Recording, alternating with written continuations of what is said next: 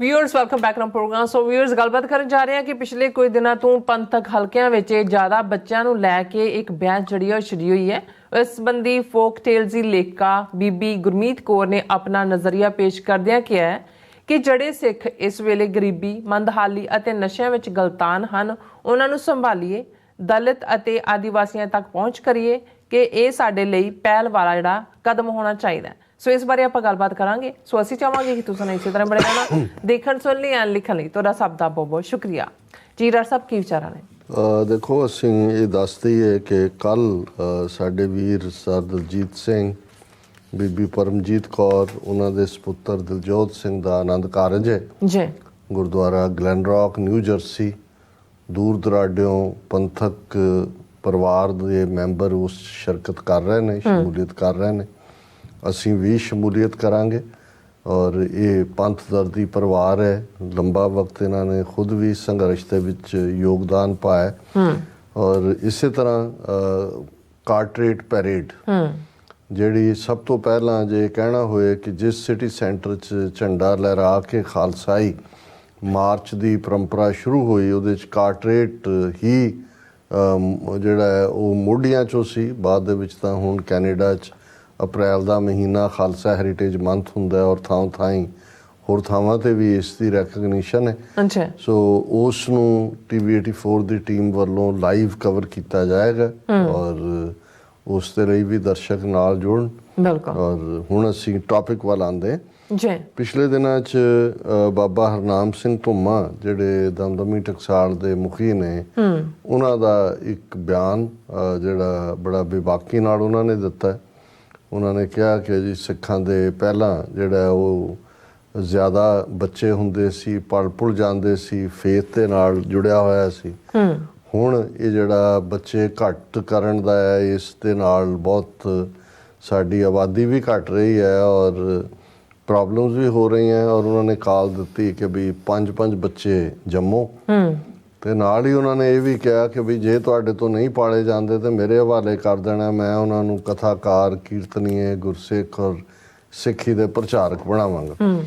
ਹੁਣ ਇਸ ਤੋਂ ਪਹਿਲਾਂ ਵੀ ਕੁਛ ਅਰਸਾ ਪਹਿਲਾਂ ਅਕਾਲ ਤਖਤ ਦੇ ਇੱਕ ਜਥੇਦਾਰ ਨੇ ਇਸੇ ਹੀ ਅੰਦਾਜ਼ ਦੇ ਵਿੱਚ ਜਿਹੜੀ ਹੈ ਉਹ ਗੱਲ ਕੀਤੀ ਸੀ। ਇਕੱਲੀ ਇਹੀ ਨਹੀਂ, ਹੁਣ ਦੇ ਜਥੇਦਾਰ ਨੇ ਉਸ ਤੋਂ ਬਹੁਤ ਪਹਿਲਾਂ, ਬੇਸ਼ੱਕ ਬਾਅਦ ਦੇ ਵਿੱਚ ਉਹ ਖੁਦ ਭਗੌੜੇ ਹੋ ਗਏ, ਦਰਸ਼ਨ ਸਿੰਘ ਰਾਗੀ, ਉਹ ਜਦੋਂ ਜਥੇਦਾਰ ਸੀ ਉਹਨਾਂ ਦੀ ਸਪੈਸੀਫਿਕ ਸੀ ਕਿ ਇੱਕ ਬੱਚਾ ਵੱਧ ਪੈਦਾ ਕਰੋ ਜਿੰਨੇ ਤੁਹਾਡੇ ਨੇ, ਤਾਂ ਕਿ ਕੌਮ ਤੋਂ ਕੁਰਬਾਨ ਹੋਣ ਦੇ ਲਈ ਉਸ ਨੂੰ ਤੋਰੋ। ਹੁਣ ਇੱਕ ਤਾਂ ਭਾਵਨਾ ਜੇ ਅਸੀਂ ਦੇਖੀਏ ਤੇ ਉਹ ਤਾਂ ਜ਼ਾਹਰ ਹੈ ਕਿ ਅਸੀਂ ਜੋ ਸਾਡੇ ਸਾਹਮਣੇ ਚੈਲੰਜਸ ਨੇ, ਜਾਂ ਜਦੋਂ ਅਸੀਂ ਮੈਜੋਰਿਟੀ ਦੇ ਅਗੇਂਸਟ ਪਿਟਡ ਹੈ, ਉਸ ਦੇ ਨਾਲ ਜੁੜਿਆ ਹੋਇਆ ਪਾਰਟ ਹੈ। ਪਰ ਜਿਸ ਸਹਿਜ ਜਿਹੇ ਅੰਦਾਜ਼ ਦੇ ਵਿੱਚ ਇਹ ਸਾਰੇ ਬਿਆਨਬਾਜ਼ੀ ਕਰ ਦਿੰਦੇ ਨੇ, ਗੱਲ ਇੰਨੀ ਸਿੰਪਲ ਨਹੀਂ ਹੈ ਔਰ ਇਹਦੇ ਇੰਨੇ ਕੁ ਆਸਪੈਕਟ ਨੇ ਜਾਂ ਇਹਦੇ ਇੰਨੇ ਕੁ ਪਹਿਲੂ ਨੇ। ਮੈਨੂੰ ਹੈਰਾਨੀ ਹੈ ਕਿ ਵੀ ਚਲੋ ਪ੍ਰੋਫੈਸਰ ਦਰਸ਼ਨ ਸਿੰਘ ਦਾ ਵੀ ਉਦੋਂ ਸਮਝ ਆਇਆ ਉਹ ਇਸ ਕਿਸਮ ਦਾ ਦੇਣਾ, ਬਾਅਦ ਜਥੇਦਾਰ ਦਾ ਵੀ ਕੋਈ ਇਸ ਕਿਸਮ ਦਾ ਉਹਦੇ 'ਤੇ ਕੋਈ ਕਰਨਾ। ਪਰ ਜਦੋਂ ਬਾਬਾ ਧੁੰਮਾ ਜੀ ਦਾ ਇਹ ਬਿਆਨ ਆਇਆ ਤੇ ਮੈਨੂੰ ਵੀ ਥੋੜ੍ਹੀ ਜਿਹੀ ਹੈਰਾਨੀ ਹੋਈ। ਮੈਂ ਕਿਹਾ ਕਿ ਵੀ ਇਹ ਹਾਲਾਂ ਇੱਕ ਨੇ ਸੱਜਣ ਨੇ ਲਾਈਟਰ ਅੰਦਾਜ਼ 'ਚ ਲਿਖਿਆ ਸੀ, ਅਸੀਂ ਉਸ ਦਾ ਸ਼ਾਇਦ ਪਾਸਿੰਗ 'ਚ ਜ਼ਿਕਰ ਵੀ ਕੀਤਾ। ਉਹਨਾਂ ਨੇ ਕਿਹਾ ਜੀ ਵੀ ਜੇ ਆਬਾਦੀ ਵਧਾਉਣੀ ਹੈ ਤੇ ਪੰਜਾਬ ਦੇ ਵਿੱਚ ਘੱਟੋ ਘੱਟ 1 ਲੱਖ ਦੇ ਕਰੀਬ ਤਾਂ ਸਾਡੇ ਬਾਬੇ ਹੈ ਹੀ ਨੇ, ਵੀ ਸਭ ਤੋਂ ਪਹਿਲਾਂ ਇਹਨਾਂ ਦੇ ਵਿਆਹ ਕਰੋ ਸਾਰਿਆਂ ਦੇ। ਔਰ ਇਹ ਜੇ 5-5 ਬੱਚੇ ਜੰਮਣਗੇ ਤਾਂ 5 ਲੱਖ ਆਬਾਦੀ ਤਾਂ ਸਿੱਧੀ ਹੋ ਗਈ, 6 ਲੱਖ। ਫਿਰ ਕਹਿੰਦੇ ਬਾਕੀਆਂ ਦੇ ਲਈ ਰੋਲ ਮਾਡਲ ਹੋਏਗਾ, ਉਹ ਕਰਨਗੇ। ਸੋ ਅਸੀਂ ਇਸ ਦੇ ਉੱਤੇ, ਕਿਉਂਕਿ ਮੈਂ ਇਹ ਸਮਝਦਾ ਵੀ ਇਸ ਕਿਸਮ ਦੇ ਵਿਸ਼ਿਆਂ ਦੇ ਉੱਤੇ ਤੁਸੀਂ ਚਲੰਤ ਜਿਹੀਆਂ ਟਿੱਪਣੀਆਂ ਕਰਕੇ ਆਪਣਾ ਛੁਟਕਾਰਾ ਨਹੀਂ ਕਰ ਸਕਦੇ। ਇਹ ਕੌਮਾਂ ਦੀ ਜ਼ਿੰਦਗੀ ਨਾਲ ਜੁੜੇ ਹੋਏ ਸਵਾਲ ਵੀ ਨੇ। ਪਰ ਜਿੱਥੇ ਅਸੀਂ ਔਰਤ ਦੇ ਵਕਾਰ ਦੀ ਗੱਲ ਕਰਦੇ ਹਾਂ, ਮੇਰੇ ਇੱਕਦਮ ਮਨ 'ਚ ਆਇਆ ਕਿ ਵੀ ਇਹ ਅਸੀਂ ਕਈ ਵਾਰੀ ਕੁਛ ਚੀਜ਼ਾਂ ਰਿਅਲਾਈਜ਼ ਨਹੀਂ ਕਰਦੇ ਵੀ ਇਹ ਕਿੱਧਰ ਨੂੰ ਲੀਡ ਕਰ ਸਕਦਾ। ਹੁਣ ਜੇ ਮਲਟੀਪਲ ਵਾਈਵਸ, ਇੱਕ ਤੋਂ ਜ਼ਿਆਦਾ ਪਤਨੀਆਂ ਹੋਣ ਦੀ ਗੱਲ ਜਿਹੜੀ ਅਰਬ ਕਬੀਲਿਆਂ 'ਚ ਆਈ ਜਾਂ ਦੂਸਰਿਆਂ 'ਚ ਆਈ, ਔਰ ਉਹਦਾ ਵੀ ਇੱਕ ਕਾਰਨ ਇਹੀ ਸੀ ਕਿ ਬਈ ਤੁਸੀਂ ਜ਼ਿਆਦਾ ਬੱਚੇ ਪੈਦਾ, ਫਿਰ ਇਸ ਬਾਰੇ ਧਰਮ ਦਾ ਕੀ ਸਟੈਂਡ ਹੋਏਗਾ। ਫਿਰ ਔਰਤ ਨੂੰ ਮਹਿਜ਼ ਇੱਕ ਬੱਚੇ ਜੰਮਣ ਵਾਲੀ ਮਸ਼ੀਨ ਦੇ ਤੌਰ ਤੇ ਦੇਖਣਾ, ਜਾਂ ਈਵਨ ਉਸ ਪਾਰਟ ਨੂੰ ਜਿਹੜਾ ਤੁਹਾਡੀਆਂ ਇਮੋਸ਼ਨਸ ਨਾਲ ਔਰ ਦੂਸਰੇ ਨਾਲ ਜੁੜਿਆ ਹੋਇਆ ਹੈ, ਇਸ ਨੂੰ ਇਹਦੇ ਨਾਲ ਲਾ ਕੇ ਦੇਖਣਾ, ਇਹ ਵੀ ਕੋਈ ਜਿਹੜੀ ਹੈ ਮੈਨੂੰ ਨਹੀਂ ਲੱਗਾ ਕਿ ਬਈ ਇਹ ਕੋਈ ਗੰਭੀਰ ਗੱਲਬਾਤ ਹੈ। ਫਿਰ ਇੱਕ ਜਿਹੜੀ ਜਿਸ ਨੂੰ ਈਵਨ ਸਵਾਮੀ ਦਇਆਨੰਦ ਆਰੀਆ ਸਮਾਜੀ ਨੇ ਜਿਹਨੂੰ ਐਂਡੋਰਸ ਨਿਯੋਗ, ਇੰਨੀ ਖਤਰਨਾਕ ਰਸਮ ਸੀ ਕਿ ਬਈ ਉਹਦੇ ਥੱਲੇ ਸੀ, ਉਹਦਾ ਵੀ ਇਹੀ ਸੀ ਕਿ ਜੀ ਇਹ ਕਿਉਂਕਿ ਜਿਹੜੀ ਰਿਸ਼ੀ ਕੁਲ ਹੈ ਆਰੀਅਨ ਨੇ ਜਾਂ ਦੂਜੇ ਨੇ, ਇਹਦੇ 'ਚ ਪੁੱਤਰ ਜਿਹੜੇ ਨੇ ਉਹ ਹੁੰਦੇ ਰਹਿਣੇ ਚਾਹੀਦੇ ਨੇ ਤਾਂ ਕਿ ਜਿਹੜਾ ਉਹ ਆਰੀਆ ਕੁਲ ਅੱਗੇ ਵਧੇ। ਤੇ ਉਹ ਤਾਂ ਇੱਥੋਂ ਤੱਕ ਗਿਆ ਕਿ ਭਾਈ ਜੇ ਕਿਸੇ ਔਰਤ ਦਾ ਪਤੀ ਮਰ ਜਾਂਦਾ ਜਾਂ ਨਹੀਂ ਹੈ, ਜਾਂ ਉਹਦਾ ਪਤੀ ਕਾਬਲ ਨਹੀਂ ਹੈ ਬੱਚਾ ਦੇਣ ਦੇ, ਤੇ ਫਿਰ ਉਹ ਔਰਤ ਆਪਣਾ ਜਿਹੜਾ ਸ਼ਿੰਗਾਰ ਕਰਕੇ ਦੂਜਾ ਰਿਸ਼ੀ ਦੇ ਕੋਲ ਜਾਏ ਔਰ ਉਸ ਤੋਂ ਪੁੱਤਰ ਪ੍ਰਾਪਤੀ ਕਰੇ, ਔਰ ਉਹਨੇ ਜਸਟੀਫਾਈ, ਉਹਨੂੰ ਨਿਯੋਗ ਪ੍ਰਥਾ ਦਾ ਨਾਂ ਦਿੱਤਾ। ਹੁਣ ਜਦੋਂ ਅਸੀਂ ਇਸ ਬੈਕਗਰਾਊਂਡ 'ਚੋਂ ਇਹ ਸਾਰੀਆਂ ਗੱਲਾਂ ਦੇਖਦੇ ਹਾਂ, ਫਿਰ ਅਸੀਂ ਦੇਖਦੇ ਹਾਂ ਇਹਦੇ 'ਚ ਕੋਈ ਸ਼ੱਕ ਨਹੀਂ ਹੈ ਕਿ ਜਿਵੇਂ ਜੂਇਸ਼ ਮੁਲਕ ਇਜ਼ਰਾਈਲ ਹੈ, ਉਹ ਐਨਕਰੇਜ ਕਰਦੇ ਨੇ ਉਹਨਾਂ ਨੂੰ ਐਕਸਟਰਾ ਫੈਸਿਲਿਟੀ, ਕਿਉਂਕਿ ਉਹਨਾਂ ਨੂੰ ਇਹ ਹੈ ਵੀ ਅਸੀਂ 13-14 ਮਿਲੀਅਨ ਹੈ ਔਰ ਦੂਸਰਾ ਆਬਾਦੀ ਵਧੇ, ਉਹ ਇੱਕ ਵੱਖਰਾ ਪਾਰਟ ਹੈ। ਤੁਸੀਂ ਇੱਕ ਆਜ਼ਾਦ ਮੁਲਕ 'ਚ ਹੁੰਦੇ ਆ ਕੀ ਨੀਤੀਆਂ ਲੈਂਦੇ ਹੋ, ਜਾਂ ਜਿਵੇਂ ਯੂਰਪ ਦੇ ਵਿੱਚ ਤੇਜ਼ੀ ਨਾਲ ਬੱਚੇ ਨਾ ਕੁੱਤੇ ਬਿੱਲੀਆਂ ਰੱਖੇ ਜਾਂਦੇ ਨੇ, ਉਹ ਬੱਚੇ ਨਾ ਕਰਨ ਦਾ ਰਿਵਾਜ ਹੈ, ਉਹ ਵੀ ਫਿਕਰ ਪਿਆ ਹੋਇਆ ਉਹਨਾਂ ਨੂੰ ਕਿ ਬਈ ਯੂਰਪ ਦਾ ਜਿਹੜਾ ਕ੍ਰਿਸਚਨ ਕਰੈਕਟਰ ਹੈ ਉਹ ਜਾਂਦਾ ਲੱਗੇਗਾ। ਸੋ ਇਸ ਕਿਸਮ ਦੀਆਂ ਡਿਬੇਟਸ ਦਾ ਮਲਟੀਪਲ ਪਾਰਟ ਹੁੰਦਾ ਹੈ। ਇਸ ਤਰੀਕੇ ਨਾਲ ਤੁਸੀਂ ਬਿਆਨਬਾਜ਼ੀ ਕਰਕੇ ਮੈਂ ਜਿਹੜਾ ਉਹ ਕਿਸੇ ਇਸ਼ੂ ਨੂੰ ਜਦੋਂ ਛੋਂਦੇ ਹੋ ਤਾਂ ਇਹ ਕੋਈ ਉਹਦੇ ਨਾਲ ਵੀ ਜਸਟਿਸ ਨਹੀਂ ਹੁੰਦਾ। ਭੈਣ ਜੀ ਗੁਰਮੀਤ ਕੌਰ ਜਿਨ੍ਹਾਂ ਨੇ ਜਿੱਥੇ ਫੋਕ ਟੇਲਸ ਦੇ ਉਹ ਜਿਹੜੇ ਨੇ ਵੱਡੇ ਲਿਖਾਰੀ ਨੇ ਪੰਜਾਬ ਦੀਆਂ ਲੋਕ ਕਹਾਣੀਆਂ, ਔਰ ਜਿਵੇਂ ਉਹਨਾਂ ਨੇ ਬੱਚਿਆਂ ਦੇ ਵਿੱਚ ਉਹਨਾਂ ਦੀਆਂ ਲਿਖਤਾਂ ਪੰਜਾਬੀ, ਗੁਰਮੁਖੀ, ਸ਼ਾਹਮੁਖੀ, ਔਰ ਉਹਨਾਂ ਦਾ ਬਹੁਤ ਵੱਡਾ ਕੰਮ ਜਿਹੜਾ ਉਹਨਾਂ ਨੇ ਸ਼ਹੀਦ ਜਸਵੰਤ ਸਿੰਘ ਖਾਲੜਾ ਦੇ ਉੱਤੇ ਜਿਹੜੀ ਉਹਨਾਂ ਦੀ ਕਿਤਾਬ ਅੰਗਰੇਜ਼ੀ ਔਰ ਪੰਜਾਬੀ ਦੋਨਾਂ 'ਚ ਆਈ। ਹਾਲਾਂਕਿ ਇਸ ਟੌਪਿਕ 'ਤੇ ਅਸੀਂ ਵੀ ਗੱਲ ਨਹੀਂ ਕੀਤੀ, ਹੋਰ ਵੀ ਬਹੁਤ ਸਾਰੇ ਉਹਨਾਂ ਨੂੰ ਹਰ ਇੱਕ ਨੂੰ ਹੁੰਦਾ ਵੀ ਪਤਾ ਨਹੀਂ ਕਿਹਦੇ ਮਗਰ ਕਿਹਨੇ ਪੈ ਜਾਣਾ ਜਾਂ ਕੀ ਹੈਗਾ, ਲੇਕਿਨ ਮੈਂ ਸਮਝਦਾ ਵੀ ਉਹਨਾਂ ਨੇ ਬੜੀ ਬੈਲੈਂਸਡ ਲਿਖਤ ਇਸ ਦੇ ਉੱਤੇ ਲਿਖੀ ਹੈ।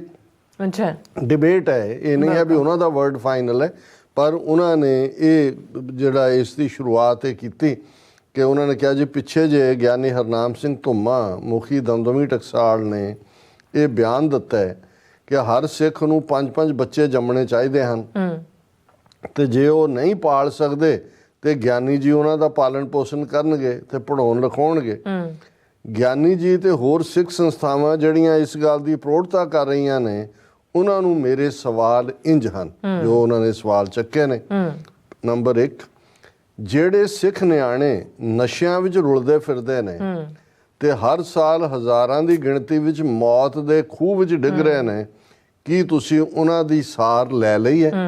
ਤੁਸੀਂ ਬਾਅਦ 'ਚ ਤਾਂ ਛੱਡੋ ਕਿ ਕਿੰਨੇ ਧੁੰਮਾ ਜੀ ਦੀ ਆਪਣੀ ਉਮਰ ਹੋਰ ਕਿੰਨੀ ਹੋਣੀ ਹੈ, ਤੇ ਉਹਨਾਂ ਨੇ ਅਗਲੇ ਜੰਮਣ ਵਾਲਿਆਂ ਦੇ ਉਹਨਾਂ ਤੋਂ ਬਾਅਦ ਕਿਹਨੇ ਉਹਨਾਂ ਦਾ ਪ੍ਰਵਾਹ ਕਰਨਾ ਹੈ, ਜਾਂ ਕੌਣ ਕਿਹਦੇ ਹਵਾਲੇ ਕਰਦਾ ਹੈ ਬੱਚੇ ਜੰਮ ਕੇ, ਹੈ ਨਾ, ਇਹ ਵੱਖਰੀ ਗੱਲ ਹੈ। ਉਹਨੇ ਕਿਹਾ ਵੀ ਜਿਹੜੇ ਇਹ ਸਾਰੇ ਨੇ ਵੀ ਕੀ ਤੁਸੀਂ ਮੌਤ ਦੇ ਖੂਹ 'ਚ ਡਿੱਗ ਰਹੇ ਨੇ ਡਰੱਗ, ਉਹਨਾਂ ਦੀ ਸਾਰ ਲੈ ਲਈ ਹੈ? ਸਿੱਖ ਸੰਘਰਸ਼ ਤੇ 84 ਦੀ ਕਤਲੋਗਾਰਦ ਵਿੱਚ ਸ਼ਹੀਦ ਕੀਤੇ ਸਿੱਖ ਪਰਿਵਾਰਾਂ ਤੇ ਉਹਨਾਂ ਦੀ ਅੰਸ਼-ਵੰਸ਼ ਦੀ ਕਿੰਨੀ ਕੁ ਸਾਂਭ ਸੰਭਾਲ ਕੀਤੀ? ਇਹ ਸੱਚਮੁੱਚ ਇਕੱਲਾ ਇਹ ਨਹੀਂ ਵੀ ਇਹ ਉਹਨਾਂ ਦੇ ਉੱਤੇ ਕੋਈ ਸਵਾਲ ਹੈ ਬਾਬਾ ਧੁੰਮਾ ਤੇ, ਇਹ ਸਾਰਿਆਂ ਦਾ ਹੀ ਹੈ ਕਿ ਵੀ ਅਸੀਂ ਇਸ ਦੇ ਲਈ ਵੱਡੇ ਦੋਸ਼ੀ ਹਾਂ ਕਿ ਜੇ ਅੱਜ ਇਹ ਹੁੰਦਾ ਹੈ ਜੀ ਉਹਨਾਂ 'ਚੋਂ ਹੀ ਜਿਹੜੇ ਬੱਚੇ ਬੱਚੀਆਂ ਪਤਤ ਨੇ ਜਾਂ ਦੂਜੇ ਨੇ, ਕਿਉਂਕਿ ਉਸ ਲੈਵਲ ਦੇ ਉੱਤੇ ਕੋਈ ਸਾਂਭ ਸੰਭਾਲ ਹੋਈ ਨਹੀਂ। ਕੁਝ ਪਰਿਵਾਰਾਂ ਦੀ ਹੋਈ ਜ਼ਰੂਰ, ਲੇਕਿਨ ਜਿੰਨੇ ਵੱਡੇ ਮੈਗਨੀਚਿਊਡ ਦਾ ਇਹ ਨੁਕਸਾਨ ਸੀ ਉਸ ਲੈਵਲ ਦਾ ਨਹੀਂ। ਫਿਰ ਜਿਹੜੇ ਪੰਥ ਦੇ ਦੱਬੇ ਕੁਚਲੇ ਮਜ਼ਹਬੀ, ਆਧਰਮੀ ਤੇ ਹੋਰ ਅਖੌਤੀ ਨੀਵੀਂ ਜਾਤਾਂ ਵਾਲੇ ਸਿੱਖ ਨੇ, ਕੀ ਤੁਸੀਂ ਉਹਨਾਂ ਨੂੰ ਸਾਂਭ ਕੇ ਸਿੱਖੀ ਵਿੱਚ ਪੱਕੇ ਕਰ ਲਿਆ? ਕੀ ਤੁਸੀਂ ਉਹਨਾਂ ਦੇ ਬੱਚੇ ਪੜ੍ਹਾ ਲਿਖਾ ਲਏ ਨੇ?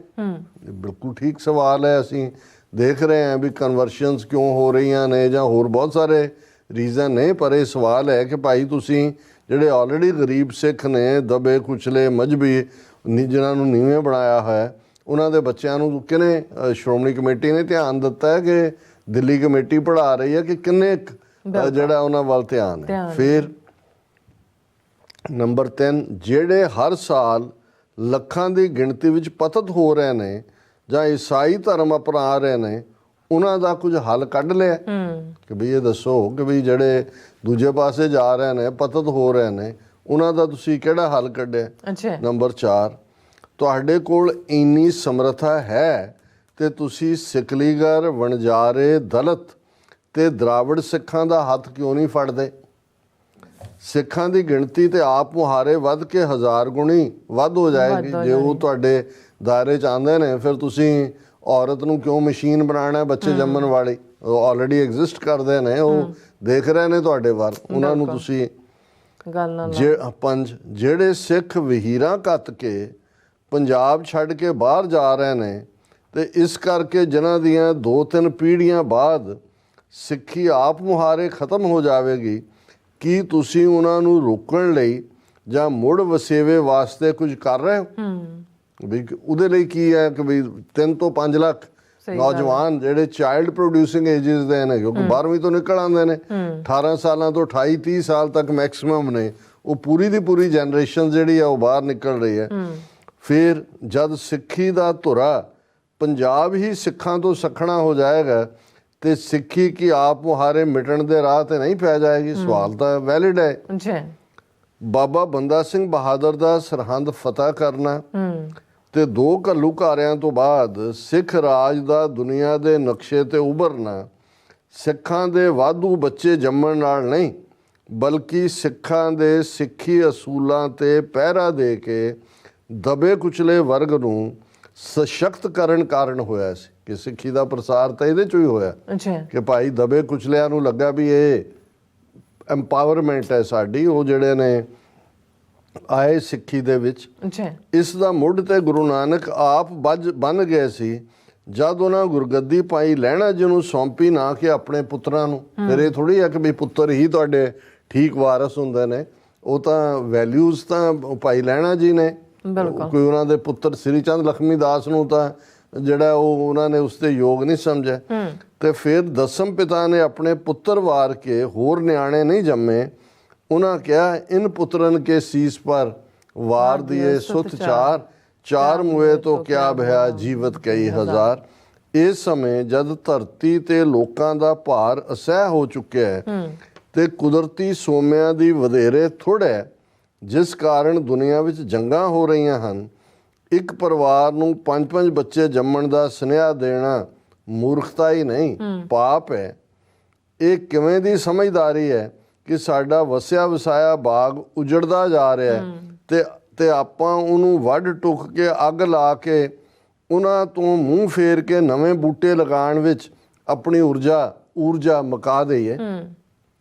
ਜੋ ਵਸੀਲੇ ਤੁਹਾਡੇ ਕੋਲ ਹਨ ਉਹਨਾਂ ਰਾਹੀਂ ਜੇ ਤੁਸੀਂ ਤੇ ਸਿੱਖੀ ਦੀਆਂ ਹੋਰ ਸੰਸਥਾਵਾਂ ਰਹਿੰਦੇ ਖੂੰਹਦੇ ਸਿੱਖਾਂ ਨੂੰ ਸਿੱਖੀ ਦੇ ਅਸੂਲਾਂ ਨਾਲ, ਗੁਰੂ ਗ੍ਰੰਥ ਸਾਹਿਬ ਨਾਲ ਜੋੜ ਦੇਵੋ ਤੇ ਤੁਹਾਡੀ ਬਹੁਤ ਮਿਹਰਬਾਨੀ ਹੋਵੇਗੀ।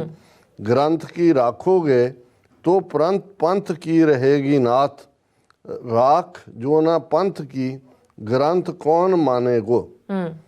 रही गल पंथ दी तो मैं अर्ज करांगी कि हर सिख नूं 5-5 न्याणे जमने नहीं, जम्मे होयां दी सार लैनी चाहिए है कि हर सिख ये सोचे कि भाई वो 5 सिख ਜਿਹੜੇ ਗਰੀਬ ਨੇ ਜਾਂ ਜਿਹੜੇ ਬੱਚਿਆਂ ਨੂੰ ਪੜ੍ਹਾ ਨਹੀਂ ਸਕਦੇ ਅਸੀਂ ਉਹਨਾਂ ਨੂੰ ਪੈਟਰਨਾਈਜ਼ ਕਰੀਏ।